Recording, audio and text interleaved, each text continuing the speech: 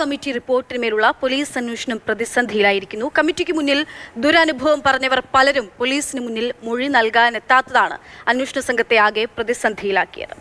S രാഗിൻ നമുക്കൊപ്പം വിവരങ്ങളുമായി ചേരുന്നുണ്ട്. രാഗിൻ, ഈ ഹേമ കമ്മിറ്റിക്ക് മുന്നിൽ ദുരനുഭവം അല്ലെങ്കിൽ അവർ നേരിട്ട പ്രയാസങ്ങൾ വന്ന് പറഞ്ഞവരിൽ പലരും അന്നേ പറഞ്ഞിരുന്നു ഇനി ഇത് മറ്റാരെങ്കിലും നേരിടാതിരിക്കാൻ വേണ്ടി പറയുന്നു, അതിലൊരു ആക്ഷൻ ഉണ്ടാകണം, അവർക്കൊരു സുരക്ഷിതമായൊരു തൊഴിലിടം വേണമെന്ന്. അതല്ലാതെ നിയമ നടപടിയുമായി പരാതിയുമായി മുന്നോട്ട് പോകാൻ അവരില്ല എന്ന് പലരും നേരത്തെ വ്യക്തമാക്കിയതാണ്.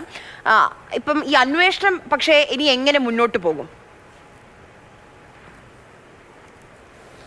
ഹേമ കമ്മിറ്റി റിപ്പോർട്ട് പുറത്തു വന്നതിന് പിന്നാലെ ഇത് സംബന്ധിച്ചുള്ള കേസുകളുടെ ഒരു പ്രളയം തന്നെ ഉണ്ടായി. മാത്രമല്ല പലരും പരാതിയുമായി പോലീസിനെ സമീപിച്ചു. രണ്ട് തരത്തിലാണ് കേസെടുത്തത്. ഒന്ന്, പല ആളുകളും പോലീസിനെ നേരിട്ട് സമീപിച്ചു, അതിന്റെ അടിസ്ഥാനത്തിൽ കേസെടുത്തു. അതിൽ ഇപ്പോൾ നമുക്കറിയാം സിദ്ദിഖ്, മുകേഷ്, രഞ്ജിത്ത് ഉൾപ്പെടെയുള്ള പലരും പ്രതികളായി വരുന്നു.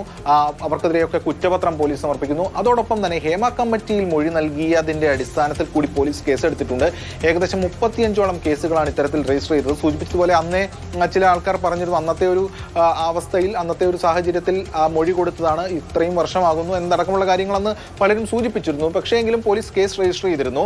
അതിന്റെ അടിസ്ഥാനത്തിൽ പോലീസ് അവരോട് സ്റ്റേറ്റ്മെന്റ് തരാൻ ആവശ്യപ്പെട്ടിരുന്നെങ്കിലും പലരും എത്തിയില്ല എന്നതാണ് വ്യക്തമാകുന്നത്. 35ഓളം കേസുകളിൽ ആകെ 2 പേർ മാത്രമേ എത്തിയുള്ളൂ എന്നതാണ് ലഭിക്കുന്ന വിവരം. ഭൂരിഭാഗം പേരും എത്തിയില്ല. തുടർന്ന് കോടതി വഴി പോലീസ് 164, അതായത് പോലീസിന് മൊഴി കൊടുത്തില്ലെങ്കിലും 164 കോടതിയിൽ നേരിട്ട് രേഖപ്പെടുത്താവുന്നതാണ്. എത്തി അതിനുള്ള നോട്ടീസ് അയച്ചു. പക്ഷേ അതിനും റെസ്പോണ്ട് ചെയ്തില്ല. 3 നോട്ടീസ് കോടതിയിൽ നിന്ന് സ്വാഭാവികമായിട്ടും പോകും ഇത്തരത്തിൽ 164 കൊടുക്കാൻ.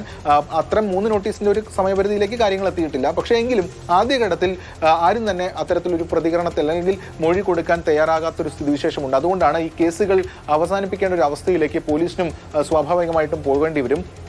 3 തവണ കോടതിയിൽ 164 കൊടുത്തില്ലെങ്കിൽ ഇങ്ങനെ മൊഴി കൊടുക്കാൻ നോട്ടീസ് ലഭിച്ചിട്ട് പോലും ആളുകൾ വരുന്നില്ലെങ്കിൽ എങ്ങനെയാണ് ഈ അന്വേഷണം മുന്നോട്ട് പോവുക എന്നുള്ളൊരു ചോദ്യമുണ്ട്. അന്വേഷണം തന്നെ പ്രതിസന്ധിയിലായിരിക്കുന്ന സാഹചര്യമാണ്. കേസുകൾ എഴുതി തള്ളേണ്ടി വരും. അതിൽ കോടതി ആദ്യഘട്ടത്തിൽ പറഞ്ഞ ഈ മൊഴിയുടെ ഹേമ കമ്മിറ്റിക്ക് മുൻപായി നൽകിയ മൊഴിയുടെ അടിസ്ഥാനത്തിൽ കേസ് എടുക്കുക എന്നാണ്. പക്ഷേ കേസിന്റെ തുടരന്വേഷണം നടക്കണമെങ്കിൽ വീണ്ടും മൊഴി വേണ്ടതുണ്ട്. അവിടെയാണ് അതിന് വിമുഖത പലരും കാണിക്കുന്നത്. ആദ്യഘട്ടത്തിൽ തന്നെ പലരും തുറന്നു പറഞ്ഞത്. കാരണം ഇതൊക്കെ കുറെ പതിറ്റാണ്ടുകൾക്ക് മുൻപൊക്കെ നടന്നിട്ടുള്ള സംഭവങ്ങളിലാണ് ഈ മൊഴി നൽകിയിരിക്കുന്നത്. എന്തായാലും അതിലാണിപ്പോൾ തീർത്തും അനിശ്ചിതത്തിലാവുകയും പക്ഷേ പോലീസിന് കേസുകൾ പിൻവലിക്കേണ്ടി വരുന്ന സാഹചര്യം ഉണ്ടാവുകയും ചെയ്യുന്നത്.